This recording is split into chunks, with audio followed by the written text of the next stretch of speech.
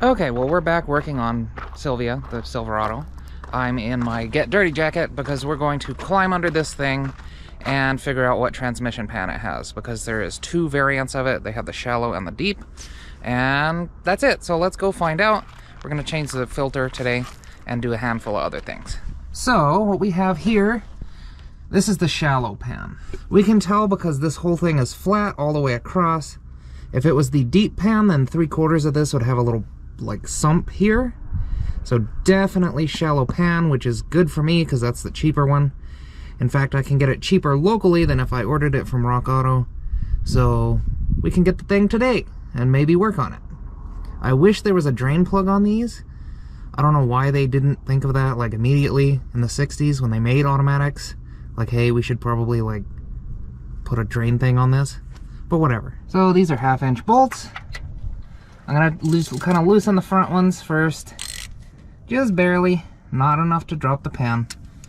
And then we'll take the side ones out, and then we'll do the back ones, and then hopefully it'll drop fluid to the back and we can drain it into that thing. Nothing really out of the ordinary here. Obviously it's gonna have shavings in it. They always do, especially high mileage. This is definitely a new filter. However, there is a little seal, which is this guy here. It goes on the end there. That's what kind of seals this to the transmission. But it's very obvious that the one that's in there has been in there its whole life. And so that might be causing the issues that I'm having because there's not a proper seal there. So we're going to go pry that out very gently with a screwdriver and some pliers. And then put the new one in with a new filter. See if that'll help this thing out. Otherwise, you can see up here, not really much to report. Looks pretty clean. And so that kind of gets my hopes back up here. This right here is the seal that we're talking about, so we're gonna kind of try to get that out of there. Okay, well, we're gonna pretend that I didn't screw up the transmission seal that came in it, and I definitely didn't screw it up and have to order more, which were the wrong size, and then I had to go get another transmission filter and kit. That didn't happen. We did it right the first time. Also, the second transmission kit definitely didn't come with a pan gasket for a TH350. We're just going to ignore this. This never happened. Now with that settled, and I'm messing with this right now, we need to take this out, and we need to fill this bad boy up with trans fluid. I have 6 quarts. Should be enough, but we're going to find out. Alright, and we're putting in the first couple quarts without the truck running because it's, you know, empty. And we don't want it to be empty while we're running it. I ordered the new tensioner on Rock Auto because the ones locally are way too expensive, like $50 versus $17 on Rock Auto. So we'll just leave this belt on here. It's not going to mess it up or anything like that. And we'll do the tensioner as well later. I also put a little bit of power steering fluid in it, even though we haven't fixed the leak, just so it's not screaming at us.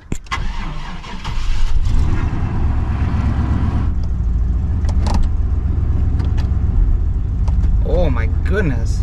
It goes into gear immediately. So that was the fix. It was a bad seal on the transmission. That's awesome. It does need about another quart, so we'll get that done. That is such a relief that it is not something more serious. It was that little seal where the transmission filter goes into the actual transmission. Now on to other things. Oh, and remember how I said that I ordered a power steering pump because it was leaking?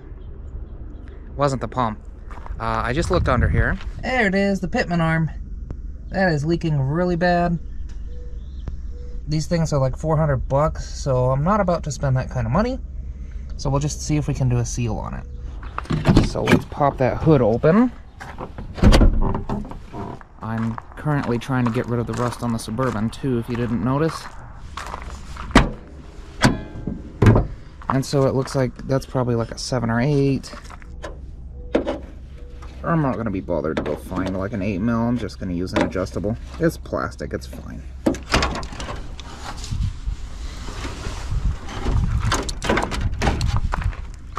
Okay, well, on to the headlights anyway. It turns out that these are both in pretty sad shape. As you can see, they come as a whole assembly, so I don't really need any of this, so I could just tear everything out. But I'll be nice and I'll unbolt everything properly.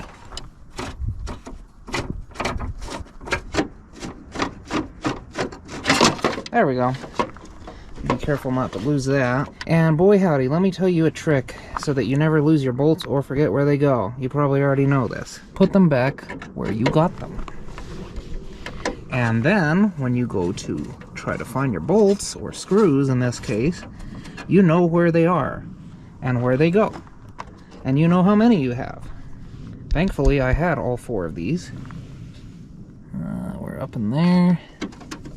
Now, to finish this off, I have ordered new bulbs for this. So we can just kind of take the old ones out. I'm not 100% sure on how to do that. I've never owned an OBS before. Oh yeah, they just twist out of there. It doesn't matter if these bulbs get screwed up because I have more on the way. So let's see, there's like a gated exit thing here. Alright, we're almost done with our other side here. I'm gonna be yep. Good. I was gonna be so mad if I lost that screw. Alright, back in you go. Now, there's not really a lot of rust on this thing at all, but that doesn't mean it won't eventually rust. So I'm gonna kind of clean up like all the dirt off of this thing, and then really clean it up, wash it, and then we're gonna paint over it.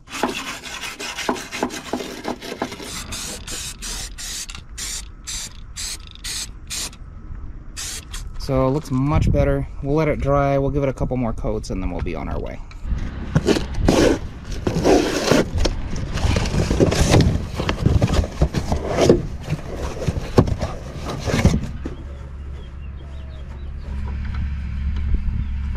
Well, if you didn't know, you're supposed to plug these in before you put the headlight on, so let's take the headlight back off and plug those in. Next up is the side markers. The grill is only $45 on Rock Auto, but shipping for that grill is like $150. So we're just going to kind of spruce it up a little bit. So we're going to do, what is this? This is the right side lower. I have them separated, so that's the left side, and this is right side. These just kind of screw off with this kind of nut here.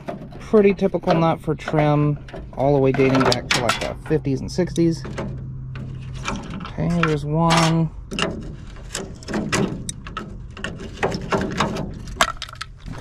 Find that because we need it. Okay. And since this is the lighted one, I kind of want 2 nuts on this one and 1 on this one until I can get some more. So we're going to do that. And these just kind of, it's plastic, so they just kind of thread themselves on there as you go. Alright.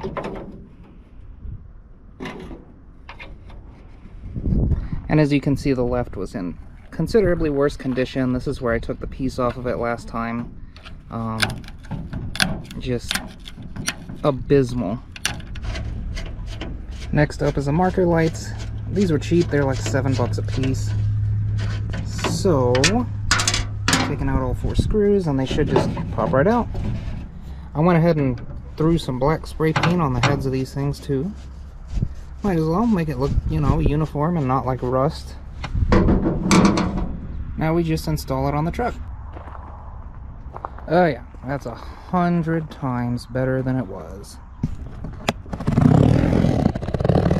And so alas, it is time to get rid of these awful, terrible taillights. I've got 1 screw up here, 1 screw down here. Let's get those out of there. And then presumably these just kind of snap out of the location that they were. We can grab a broom real quick and get all the spider stuff out of here. And these go in here. Alright. Done. And oh my god, it looks so much better than the old ones. Look at that garbage. And look at that beautiful factory tail light right there. We got our little Schrader valve for the AC. That'll go right in there. This is the low side. I also got a brand new high side valve just in case, so we can just replace this whole assembly. Excellent. Might as well just get her out of the way. Got a brand new O-ring. And honestly, looking at the shape of this O-ring, that might have also been the problem. Okay, we've cleaned up the inside. Ooh, and that feels so much better already. I'm gonna bet that that O-ring was probably why it was leaking. You know what would come in handy here, because this is not working and I don't have the proper size socket for this? The locking wrench. So if you haven't seen my short, this is snug on there, but you can still move it around. You lock it, not going anywhere. And then I can tighten this properly. Then you just do that and it's off. Well worth the however much I paid for this. I don't even care how much it costs because it has come in handy so many times. So hypothetically, we don't need the steering pump, so we're just going to replace the belt for now. That should be a little 3/8 inch thing right there. Oh, that feels pretty weak. I might need to buy a new one of those, actually. Yeah, check this out. I can move that by hand. That should not be a thing. So now for this god-awful headlight switch. This essentially popped off. I noticed the dash is kind of screwed there, but that's okay.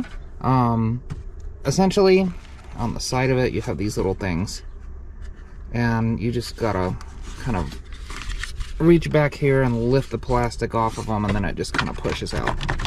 And so now we'll get that out of there, kind of get the new one connected, because there is a switch on the back. So we got it out the side. All we have is just a little thing here that I'll have to depress. I'm gonna grab a screwdriver real quick and we'll get that right out of there. Okay. Now, yep. Do that.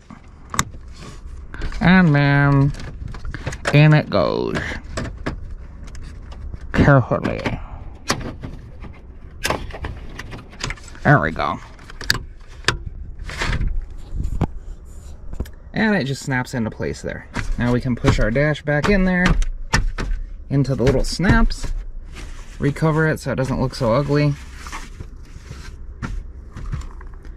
And we have a nice, lovely new headlight switch.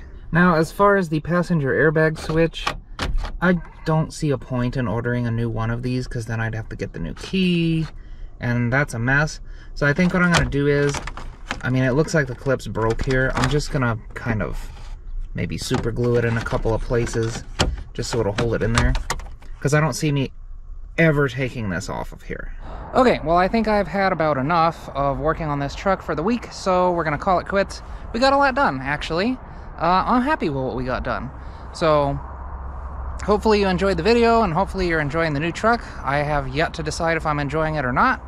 As usual, you be good while I'm gone. I'll see you next time. Have a